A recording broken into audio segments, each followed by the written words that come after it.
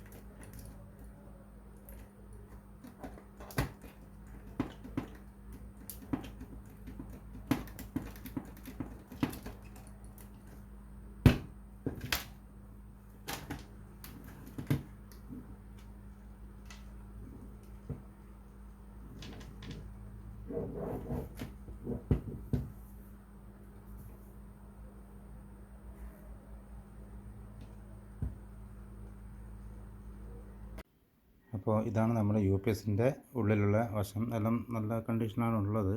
അതിൻ്റെ സ്പെയർ പാർട്സും കാര്യങ്ങളൊക്കെ നല്ല കണ്ടീഷനാണ് ഉള്ളത്. ഇനി നമുക്കിതിൻ്റെ ബാറ്ററി ഒന്ന് ചെക്ക് ചെയ്ത് നോക്കാം. ബാറ്ററിയാണ് മാക്സിമം കംപ്ലൈൻ്റ് ആവാൻ ചാൻസ് എന്നാണ് ഇതാക്കുന്നത്.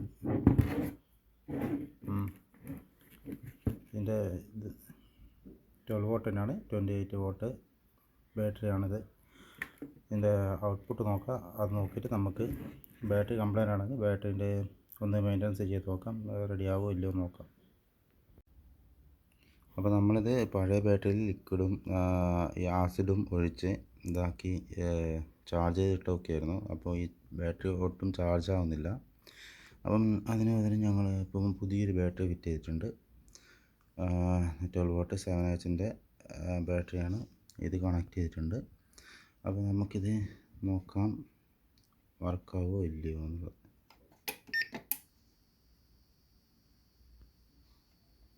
സൗണ്ടൊക്കെ വരുന്നുണ്ട്.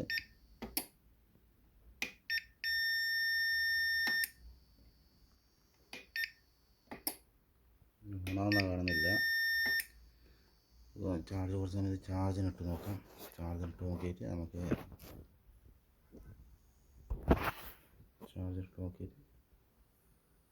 ആവില്ല നോക്കാം. ഓണായിട്ടുണ്ട്. അപ്പോൾ ഇത് ഓണാക്കിയിട്ടുണ്ട്, ചാർജിനിട്ടിട്ടുണ്ട്. അപ്പോൾ ചാർജെല്ലാം കാണിക്കുന്നുണ്ട്. എനിക്കത് ചാർജായിട്ട് ഫുൾ ചാർജായിട്ട് നമുക്കൊന്ന് നോക്കാം ഇതിൻ്റെ ബാക്കപ്പ് എല്ലാം എങ്ങനെയുണ്ട് കാര്യങ്ങളെന്നൊക്കെ.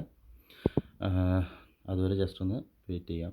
ഫുൾ ചാർജായിട്ട് ഞാൻ അടുത്ത ഇതാക്കി തരാം. അപ്പോൾ ഫ്രണ്ട്സ്, ഇതെല്ലാം സെറ്റായിട്ടുണ്ട്. എല്ലാം സെറ്റാക്കി എടുത്തിട്ടുണ്ട്. ഞാൻ അവർ ലൈറ്റ് തന്നെ കണക്ട് ചെയ്ത് വെച്ചിട്ടുണ്ട്. അതപ്പോൾ നമുക്ക് ജസ്റ്റ് ഒന്ന് ഓണാക്കി നോക്കാം.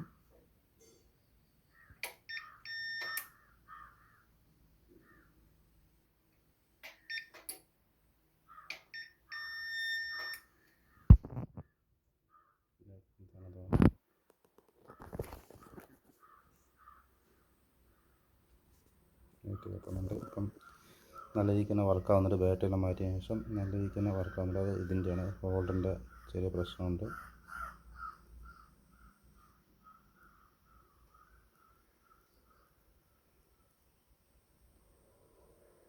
ഹോൾഡറിൻ്റെ പ്രശ്നമുണ്ട്. ഇതിപ്പം ഓഫാക്കുവാണ്.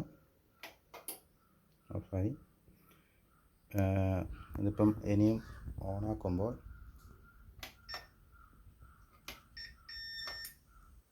ഓണായിട്ടുണ്ട്. ഇപ്പം നല്ല രീതിക്ക് തന്നെ വർക്കാവുന്നുണ്ട് സാധനം.